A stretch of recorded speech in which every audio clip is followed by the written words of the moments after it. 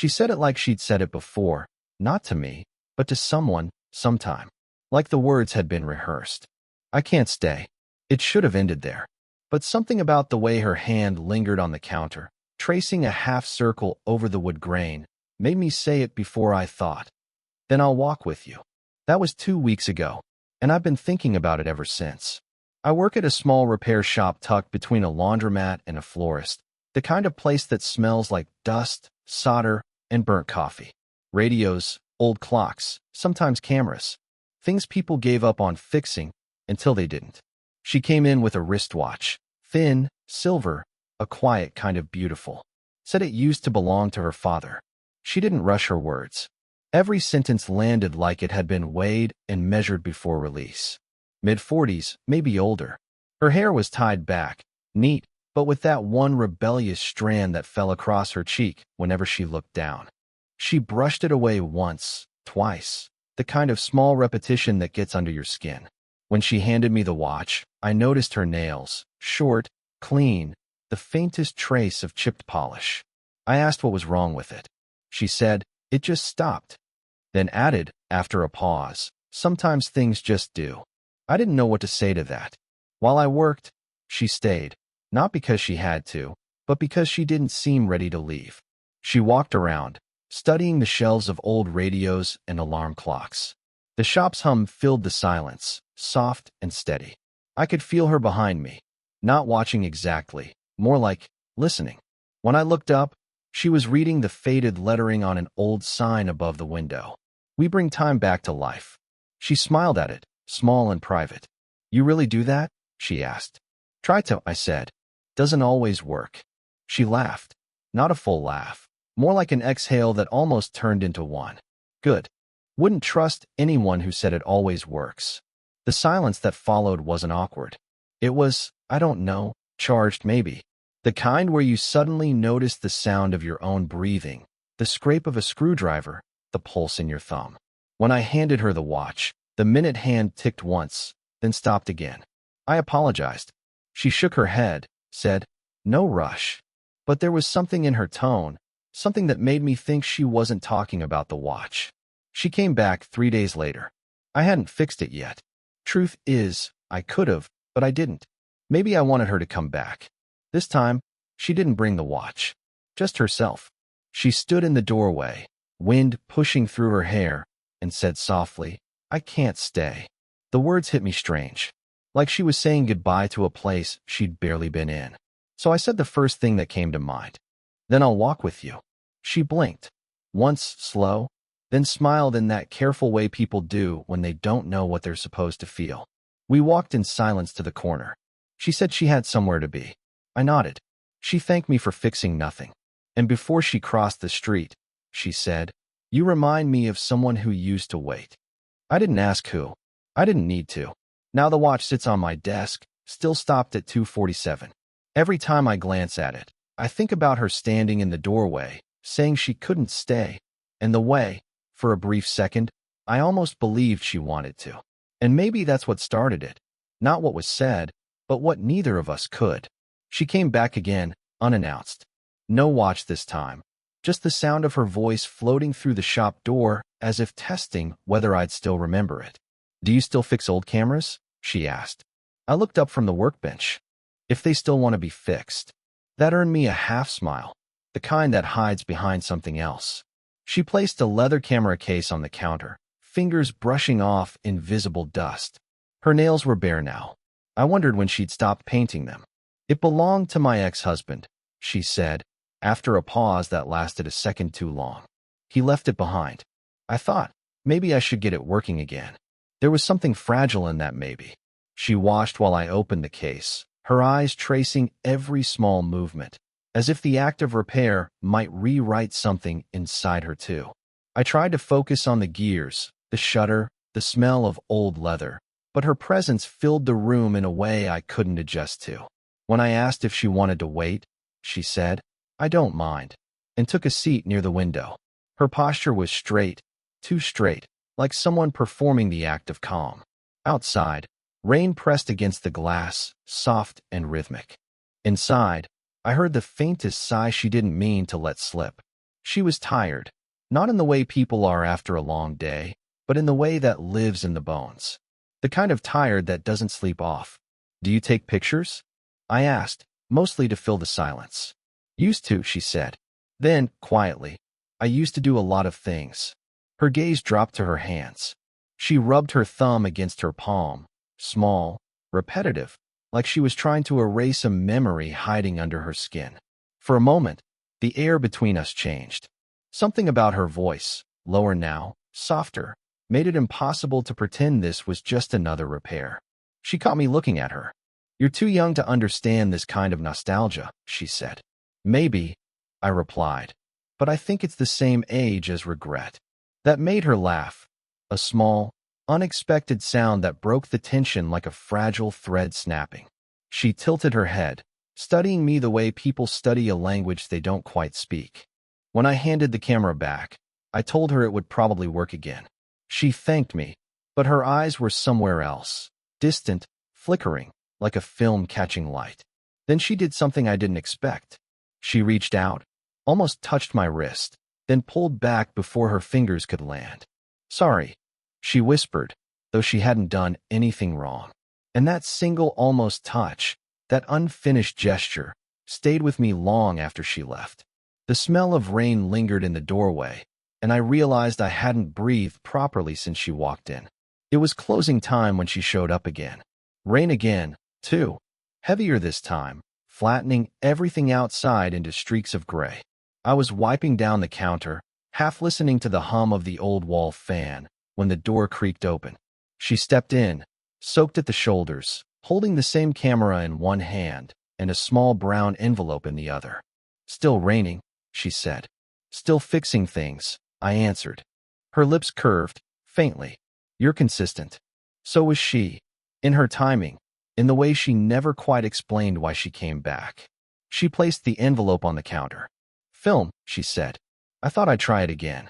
If the camera still works.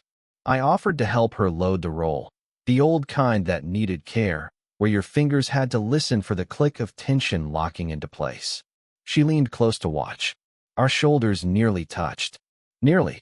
The air between us was charged with that invisible static that makes people say the wrong thing, or nothing at all.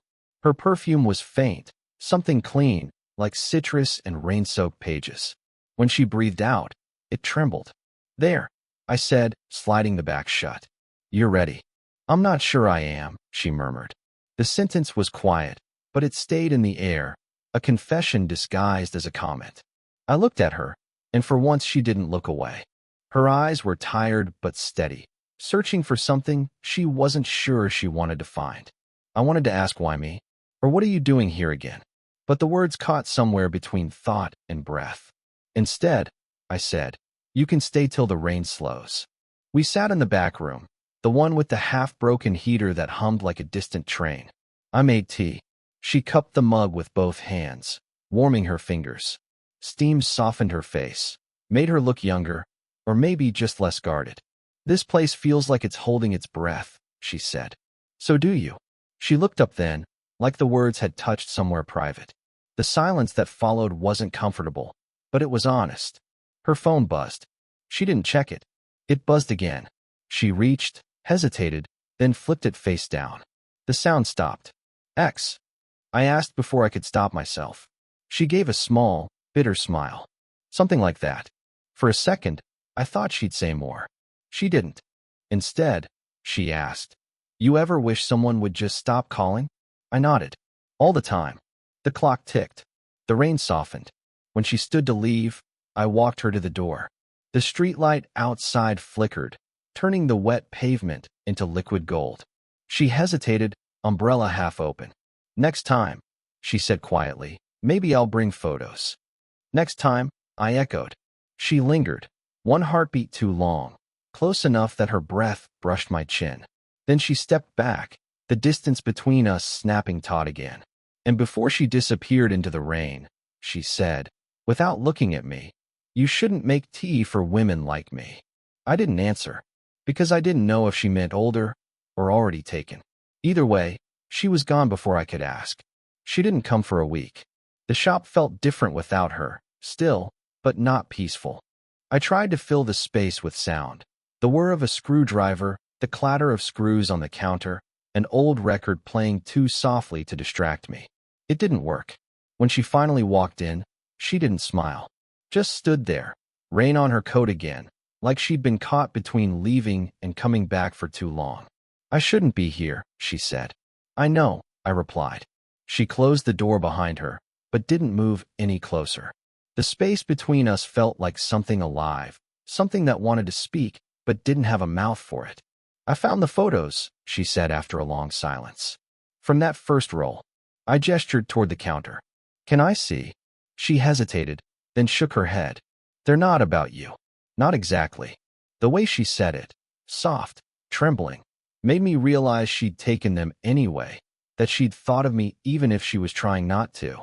I take pictures when I'm trying to understand something, she continued.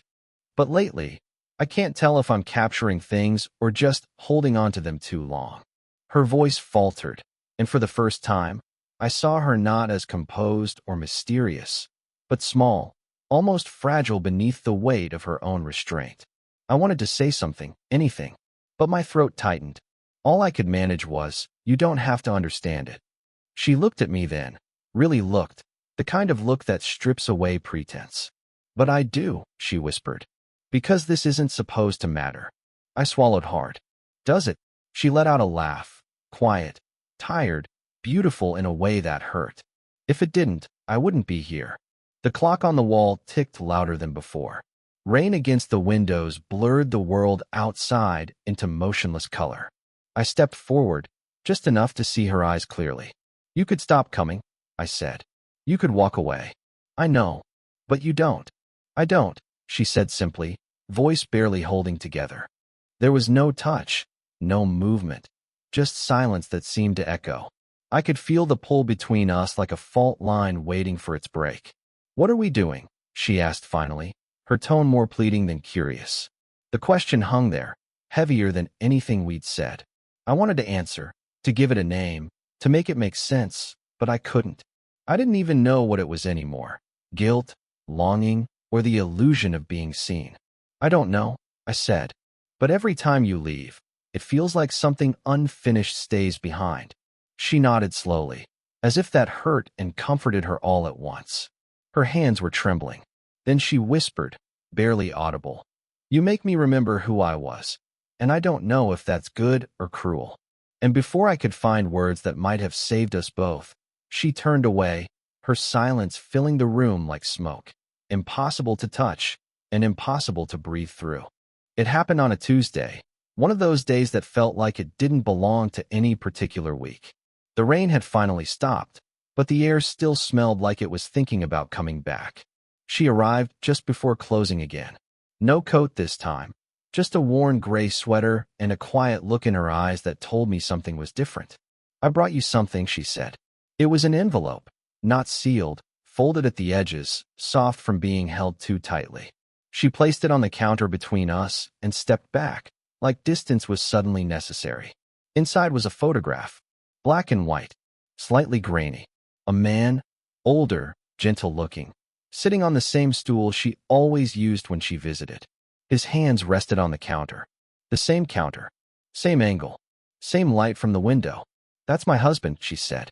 Was. The word was landed like a slow fall. I didn't ask how he died. You learn to recognize the kind of silence that answers for itself. He used to come here, she continued, eyes on the photo. Years ago. You wouldn't remember. You were probably still in school. I looked at the man's face again, and then I saw it, the watch. The same one she'd brought to me on her first visit. He told me once that people who fix broken things have the gentlest hands, she said, a thin smile ghosting her lips. I didn't understand what he meant until she stopped. Words failed her somewhere mid-sentence. She took a slow breath, pressing her thumb into the counter's edge like she needed something solid to hold on to. You remind me of him, she said finally. Not the way you look. It's the quiet. The way you don't try to fill every silence. I didn't know what to do with that. The comparison, the weight of being someone's echo. I shouldn't have kept coming, she said softly. But the first time I heard you laugh, she broke off, shaking her head. It's strange, isn't it?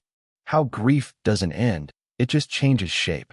You think you've buried it, but then someone walks in and she pressed her lips together before the rest came out. The room felt smaller. Not claustrophobic, just full. Full of everything unspoken between us. I didn't mean to make you remember, I said quietly. You didn't, she whispered. You made me feel again. That's different. That's worse. Her voice trembled, the kind that's too honest to hide behind composure. I wanted to say her name, to break the distance, to offer something, anything. But she took the photograph, held it to her chest, and smiled the kind of smile that hurts to look at. Thank you for fixing what couldn't be fixed, she said. Then she reached out. Fingertips brushed my sleeve, just once. And in that small, unfinished touch, I understood the truth she couldn't say out loud. She wasn't coming back. The shop has never felt so still. The kind of stillness that comes after too many things have already been said. The air held the ghost of her perfume. Faint, citrus and rain, but she hadn't been here in days. I'd stopped checking the door every time the bell jingled. Or tried to. That evening, I was sorting through a box of broken pocket watches when the door creaked open again. The sound hit somewhere deep in my chest before I even looked up. She was there, standing by the threshold like she wasn't sure she was allowed anymore. Still open? She asked. For you? I said. It came out before I could filter it. She smiled, barely. The kind of smile that said she was tired of pretending either of us didn't know what this was. She walked slowly toward the counter, fingertips grazing the glass surface where her photograph had once sat. She didn't bring it this time. No envelope. No excuse. I thought you wouldn't come back, I said. I wasn't going to, she replied. But you left a message. I frowned. I didn't. The watch, she interrupted softly. It started working again. I blinked. I hadn't done anything to it since the last time she came. It started ticking yesterday, she continued. Right around 2:47. The time it had stopped at before. I didn't know what to say, so I said nothing. Sometimes silence is the only language that doesn't ruin what's sacred. She sat down on the same stool, tracing the edge of the counter. You remind me of him, she said again, quietly. But you're not him. That's why I came back. There was no tremor in her voice now. Just clarity, soft, resigned, true. She reached into her pocket and pulled out the watch, setting it between us. The second hand ticked, slow, steady, alive. I kept waiting for something to break, she said. But maybe not everything broken needs fixing. The light from the window caught in her hair, turning it to strands of silver and gold. I'd never noticed before how beautiful quiet could look on someone. We didn't talk much after that. Words felt unnecessary, too loud for the space we were in. She leaned forward, elbows on the counter, eyes half closed. I reached across, and for the first time, our hands found each other fully, not by accident, not by hesitation. Just there. Her skin was warm. Mine probably trembled. Neither of us moved to let go. Outside, the rain started again, soft this time, like it knew better than to interrupt. She looked at me, a small, tired smile curling at the corner of her mouth. You're too young to carry someone else's ghosts, she whispered. Then let me just keep you company while they rest, I said. Her eyes glistened, but she didn't look away. We sat there in silence, hands still joined, listening to the soft tick of the watch counting every second we weren't brave enough to call love, but were too honest to deny. And when she finally leaned her forehead against mine, it didn't feel like an ending. It felt like everything that didn't need words. It's been months since she last came to the shop. The stool she used to sit on still creaks the same way when I move it. The counter still holds a faint circle from the cup of tea she never finished. Some things fade, but they don't really leave. They just learn how to stay quieter. The watch still works. I keep it on a small cloth near the window, where the afternoon light catches the ticking hands. Sometimes I wind it, sometimes I don't. But it never really stops anymore. It just waits, like time learned patience from her. I think about her often. Not the way you think about someone you're in love with. Not with hunger or regret, but the way you think about a story that changed you. One you can't retell without your voice softening. She once said I reminded her of someone she'd lost. I realize now, she reminded me of someone I hadn't met yet. Someone patient. Someone who taught me that silence isn't empty. She used to say that fixing things was a kind of listening. I didn't understand that until she stopped showing up. Now I get it. Some things aren't meant to be repaired, just understood for what they were. Sometimes, when customers come in, I catch myself looking for her reflection in the window. Not her face, exactly. Just that feeling she brought with her. The quiet pull of being seen without having to explain yourself. I'm different now. More careful with the world. More aware of how fragile connection really is. I don't chase the moments anymore. I let them arrive. Because the best ones, the ones that stay, never announce themselves. They just happen in the pause between two sentences, or in the look that lasts a heartbeat too long. A few days ago, I got a small envelope in the mail. No return address. Inside was a photograph, black and white, slightly grainy. It was my shop. The same counter. The same window. But this time it was empty. Except for one thing, the watch. Ticking. On the back, in her handwriting, was a single line. Not everything that moves forward has to leave. I must have stared at it for an hour before I smiled. Because I knew what she meant. So that's where it ends, or maybe begins. A story about a woman who couldn't stay, and a man who learned that sometimes staying isn't the point. It's the walking with, the part before the leaving, that teaches you what love actually is. And if you've ever met someone who made silence feel like music, then maybe you already know what I mean. Pauses, half smiles at the camera. What would you have said to her if it were you, standing in that doorway?